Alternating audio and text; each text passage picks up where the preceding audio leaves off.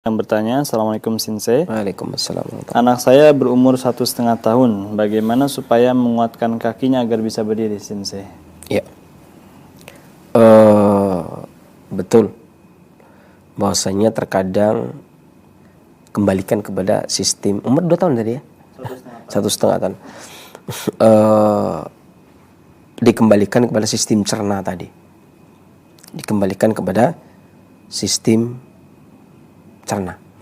Ketika pencernaan kita atau pencernaan anak-anak kita ya kemudian kurang sempurna fungsinya, bukan belum terbentuk lambungnya atau maidahnya, bukan belum terbentuk tihalnya atau limpahnya, bukan, akan tetapi belum sempurna secara fungsinya, maka biasanya makanan tersebut tidak menjadi sesuatu yang diinginkan atau tidak tersebar secara menyeluruh. Secara kaidah ya, di dalam buku penjelasan ilmu penjelasan kunci ilmu kesehatan klasik, di sana saya sebutkan, menukil dari perkataan beberapa pendahulu kami, bahwasanya makanan ketika masuk ke dalam perut, sebagus apapun makanan maka akan terpecah menjadi 4. Ketika masuk ke maidah, perhatikan, maidah itu definisinya berbeda dengan lambung. Mohon maaf, terkadang ada yang menerjemahkan maidah dengan kalimat lambung, tapi mohon ditengok kembali dalam Miftah Darus Sa'adah, Ibnu Qayyim memberikan definisi yang dimaksud dengan maidah. Maidah adalah sebuah organ atau perut yang pintu atasnya lebih lebar daripada pintu bawah. Tentunya berbeda dengan lambung yang pintu atasnya lebih sempit daripada pintu bawah. Ya, jadi maidah adalah perut besar. Secara umum, maidah adalah perut besar, di mana pintu bawahnya disebut bawab, makanya dia selalu tertutup. Hanya ketika dia mau buang air besar saja kemudian dibuka salurannya. Ya. Maka biasanya sistem cerna ini, makanan yang masuk ke dalam tubuh ini akan dibagi. Yang pertama menjadi darah. Yang dimaksud darah ini bukan cuma cairan hitam, tapi meliputi cairan putih seperti sumsum. Masuk ke dalam duhur, tulang punggung yang turun. Nanti kalau udah dewasa, sudah balik umur 16 tahun kemudian menjadi sperma atau menjadi sumsum nutfah ini, atau menjadi sumsum yang menegakkan tulang punggungnya, kemudian mengalir ke atas, menguap naik ke atas, kemudian disimpan di dalam muh, di dalam otak, turun ke gigi, turun ke tulang untuk mengisi kepadatan tulang. Kemudian yang kedua jadi cairan hitam yang masuk ke dalam tihal untuk sistem distribusi makanan. Kemudian yang kedua jadi cairan kuning, ia masuk ke dalam kantong empedu, maroroh, yang menenangkan perut, yang menenangkan maidah, membantu proses pencernaan atau produksi. Ya. Kemudian yang keempat adalah bulghom, dahak. Apapun makanannya, ya sebagus apapun dia makan jadi 4 ini. Tidak mungkin kemudian, oh enggak, ini makanan tidak ada yang jadi dahak, enggak mungkin. Tetap ada yang jadi dahak.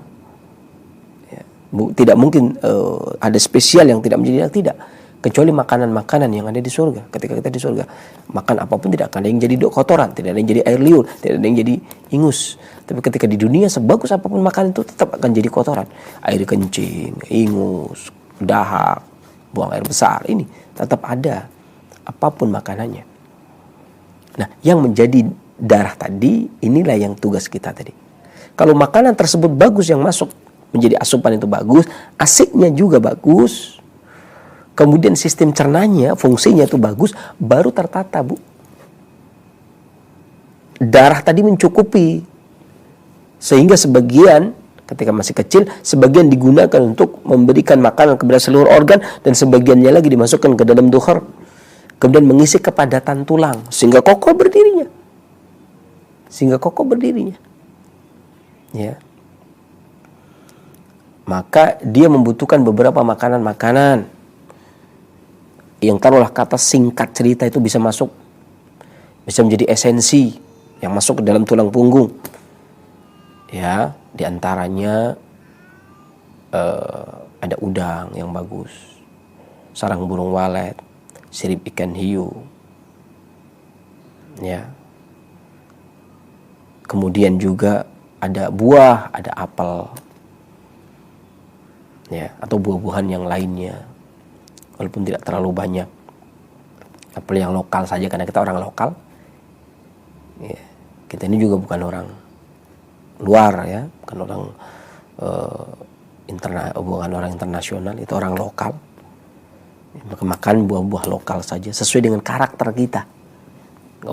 Kita tuh nggak usah bergaya kemudian makannya apel amrik, nggak perlu, kita bukan orang sana, nggak perlu karena itu tidak dibutuhkan untuk tubuh kita. Kita lebih butuh yang lokal. Ya, itu dimakan. Apel ada dari batu, ya, atau buah-buahan yang lainnya. Kemudian ikan laut, ikan darat, ya. Ikan tawar maksudnya, ya, bawal, ya. Ikan-ikan, ya. Kemudian ikan laut itu bagus selama airnya bagus, tidak terkontaminasi dari reaksi kimiawi, ya, yang masih alami, ya, kembali ke alamiah, itu yang bagus, ya. Itu makanan-makanan yang perlu dikonsumsi oleh anak ibu. Mudah-mudahan Allah kokohkan anak ibu, ya, di dalam menapaki perjalanan hidup ini dan kokoh di atas sunnah di dewasa nantinya, dan buat kita semua mudah-mudahan demikian, dan bermanfaat juga para pendengar dan pemirsa yang lainnya selanjutnya. Baik, Sensei, untuk pertanyaan selanjutnya sudah ada seorang tua yang bertanya. Assalamualaikum warahmatullahi wabarakatuh, Sensei. Waalaikumsalam warahmatullahi wabarakatuh. Bayi usia berapa bulankah sudah boleh diberi tambahan makanan selain ASI? Ya, sebenarnya ini kalimat yang sering didengungkan meskipun terjadi perbedaan pendapat tentunya. Perbedaan pendapat ini di antara orang modern, orang yang sudah mengenyam pendidikan modern dengan orang-orang yang belum mengenyam pendidikan modern. Dulu sebelum Stovia menjadi Stovia 1902, tentunya orang masih mengenyam pendidikan nasihat yang diberikan oleh para Roga Santaka, Roga Cina, Tabib, Sensei, ya, kemudian para penghayu dan seterusnya. Orang-orang yang mengarahkan, memberikan ceramah, penyuluhan kepada kesehatan. Tapi kemudian datang hal yang baru ketika VOC datang ke negeri ini. Kemudian tahun 1800-an mendirikan pendidikan. Tahun 1902 menetapkan Stovia. Sampai kemudian mendirikan perkumpulannya di 1908 yang namanya Budi Utomo. Barulah masyarakat itu diajari, dirubah pola pikirnya, bagaimana hidup yang lebih modern, gitu ya. Jadi terjadilah perubahan. Kapan kami memberikan? Sebenarnya dulu pertanyaan ini nggak ada. Pertanyaan ini nggak ada karena nggak ada hal yang baru. Nggak ada sesuatu yang baru yang disampaikan. Karena ada sesuatu yang baru yang disampaikan, maka membuahkan pertanyaan. Nah, terus bagaimana? Sesuaikan dengan kondisinya. Masing-masing anak memiliki kondisi yang berbeda. Masing-masing anak memiliki kondisi yang berbeda. Dan ketenangan keluarga, kalau keluarga itu lebih tenang, mengikuti pola hidup yang modern, lakukanlah. Kalau orang tua itu lebih tenang mengikuti pola hidup yang sudah dilakukan oleh ibu bapaknya, ya, maka lakukanlah. Tanya kepada ibunya, dulu saya makan umur berapa ya bu, makan ini makan itu, ya. Karena masing-masing orang memiliki lingkungan yang berbeda. Tidak bisa kemudian disamakan harus sekian bulan. Ya, memang kalau penelitian generalisir sekian. Tapi tentunya makanan tambahan itu kalau kembalikan ASI tidak mencukupi.